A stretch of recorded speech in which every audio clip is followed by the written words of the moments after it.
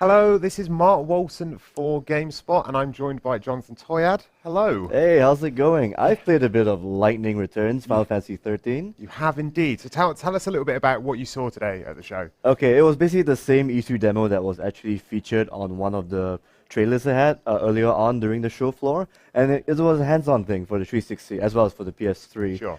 And so, Lightning herself, she can actually change to 3 different stances, like the paradigm shift in the part 13. Yes. So yeah, it's the same thing except now it's more action-packed. So now all her attacks are mapped on the face buttons, and she can just move around a bit back and forth.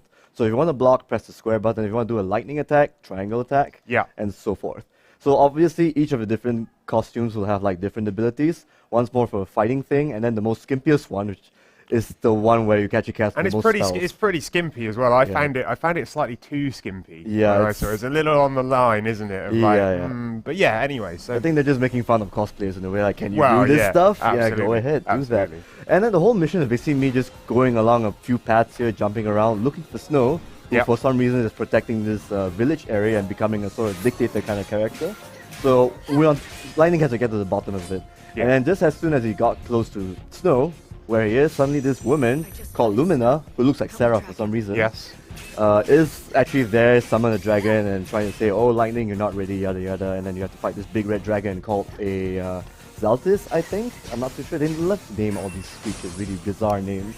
Well, it's Final Fantasy. It wouldn't be a Final Fantasy without some bizarrely named creatures. I know, That's what true. it's about. Yeah. So how did you find that battle system then? Because a lot of people, well, I think 50-50 split with 13, and that some people really liked the paradigm system and some people didn't.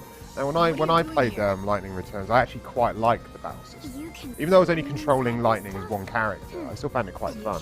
Yeah, it's really cool. She's more or less a one-man army in this game. Like, you can be a magician, you can be like a fighter. Within that line, it's basically like how the job system would work in Part 5, except more actiony and on the fly.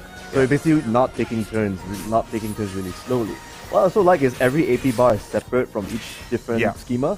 So let's just say your AP bar is all used up for one schema. Then you go to the next one so you can do chain attacks here and there. And the game encourages you to actually do a lot of attacks on enemies so that they can stagger. Absolutely. So when they stagger, you actually deal more damage. So it's mostly like exploiting enemy weaknesses. In this case, the Xaltis, you have to use lightning to actually stagger it faster. Yep. And that's really cool. I mean, I like the whole action-packed thing, but again, like all Final Fantasy games, it's all up to the story, whether it will piss you off or it'll make you happy. Absolutely. Well, thank you very much for letting us know about Lightning Returns, Jonathan. If you want to check out more from E3, then head over to GameSpot.com and remember to tweet us on Twitter at #GameSpotE3.